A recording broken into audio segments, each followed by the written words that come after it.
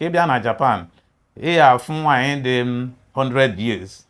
Okajo on a climb step, or they call magic.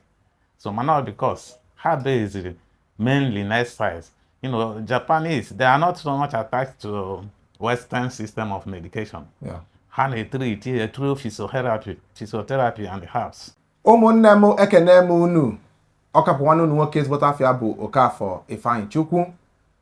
Nwanne anyị nwoke a unu na-afụ bụ nnukwute mmadụ onye ama ama gboo mana ọ bịara n'ọfịs m wee sị mba na ihe a bụ ohere nya nwee pụta kọwa onye ọ bụ kọwa ihe eji mara ya. Nna m ndewo. Ekenesi gị ike. Biko inwe ike ịgwa ndị be anyị onye bụ. Afọ m bụ Basil Ndidigwe. I'm a technician. I want to do Nollywood n'Ọnịcha.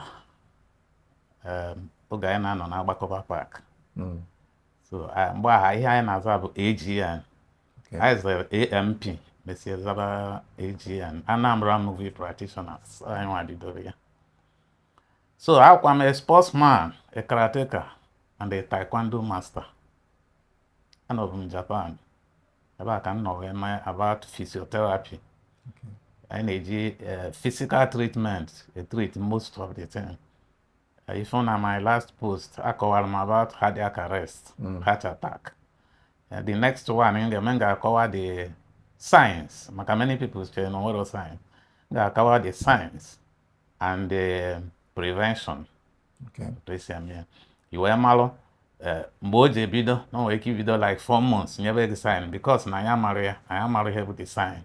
So I cause the science cover the treatment. Mechanic can wake revive your heart 2 minutes before a strike. And all because I am married. Nwesị ka njụọ kedu ihe mere iji wee nwee mmasị ịpụta n'iru akwụkwọ ịbịa mebe ihe onyonyo gbasalụ health na ihe gbasalụ sports? Ihe mere ya bụ na ọ na-agụ m agụụ mfe ihe megasịrị na mfe ihe mmadụ nwere ike ịstọpụ mana ọ stọpụrụ ọdụtọ na ọmarị ya. So nya ka m ji chọọ ka m kụziere ndị mmadụ n'ihe dị otu a dịkwa ị nwere ike ime ihe dị otu a. Ekwukwa m na m ga-akụzi ya some heart exercise. Ị ga na-eme your heart adị healthy. And other things, lungs exercise, your bladder exercise, your waist pain, all these things. Ime ya, imachal the exercise a na-eme ya, ị na-eme ya dị strong. Ka ị bịa na Japan, ị ga-afụ nwaanyị dị 100 years. Okajo on a climb step, or they call magic. So now because her base is mainly exercise. You know, Japanese, they are not so much attached to Western system of medication. Yeah. They treat through physiotherapy and herbs. Okay. How they use guy. Yeah, under local herbs. Yes. Kahaji. Onya hands can kuziel them mad. And already here exercise to swim and don't many people. Only many people know about that because we lack exercise. But in Japan, exercise is a daily routine. You can name me every day. All the very, very common there. Yeah. So, nsogbu adịrọ ụmụnne m ekerekwa m unu ọzọ unu anụgo ife nwanne anyị nwoke ekwulu ịmara ka nsikwu n'isi mbụ anyị ncha niile nwere oke ọlụ nyanwa apụtago kọwa nke ya kwuo ife o ji dị mkpa ịbụ itorobịa ịbụ agbọghọbịa ịkalụ nka ịgbagotego na-arọ na ọ dị mkpa na ị ga na-eme emume exercise na ọ ga-enyere gị aka dozie alụ gị ọfụma. Nna m kekwa n'afa peji gị. Afa page m bụ Mkparịta comedy. Mkparịta comedy. Yes. Unu anụgo afa peji ya. Ihe anyị na-eme bụ ka ọ ga-esi dịra anyị niile na mma. Ị na-anya na comment section ife afa peji ya. Ije kirike n'ihe onyonyo ọ na-etinye ebe afọ gbasalụ health maka na nyanwa onye a ifugodi ya ọ bụ na ị nọrọ ebe a mụ na ya nọ kịta efu na alụ siri ezigbote ike ọkwụchi ma alụ siri ya ike maka na o nwere ihe dịka na ị na-akụzi ihe afụkwa gị ihe ahụ ị na-akụzi dịka ya karịa na ị na-akụzi ihe afọ gị ịdọrọ ka ife afọ ị na-akụzi o egosi na ihe ahụ ị na-ekwu abụrụ eziokwu.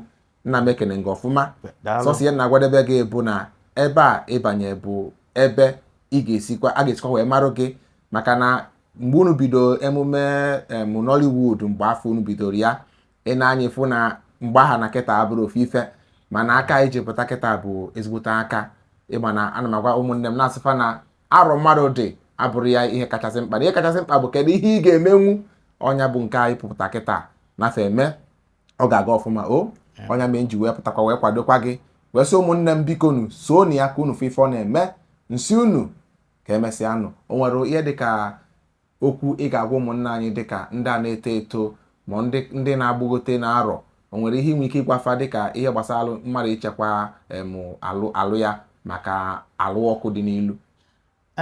Ihe m nwere ịgwa ha bụ na exercise dị mkpa na ndụ onye ọbụla. Ka a na-agazi m ga na-akụziche exercise ma ndị ga-adịrị gị obere ị nwere ike ime ọsọgodo gị bụrụ agadi nwoke ma agadi nwaanyị ọ ga-adịrị gị mfe ime kama na ị kwesịrị na-eme exercise a na-aga mma akụzisi otu esi eme ya ị na-emeri ya ịfụ na ndụ gị ga-adị ogologo ịfụ na ị ga-adị fresh dị healthy mgbe ọbụla mmadụ fụrụ gị a na-asị ọzụkwa onye a dịka mmụọ ebe ọbụla onye ahụ na-afụ mmụọ ya sị enwere mbọsị nna bụ ofu onye si m ha nna n'otu a ndị kịta ka m dị oge ya bịara ịgba bọị mana kịta na ya bụ ọga ifugo so ọhịa m chọrọ ịgwa onye ji na exercise gwuo egwu ihe ọbụla ị chọrọ reduce intake of alcohol then focus more na exercise ị ga-afụ ka ahụ gị ga-esi dị ị ga-adị strong. nsogbu adịrọ ndewo na ụmụnne m ekenekwa m unu si unu biko nu so unu nwanne anyị ka emesịa nụ. Daalụ.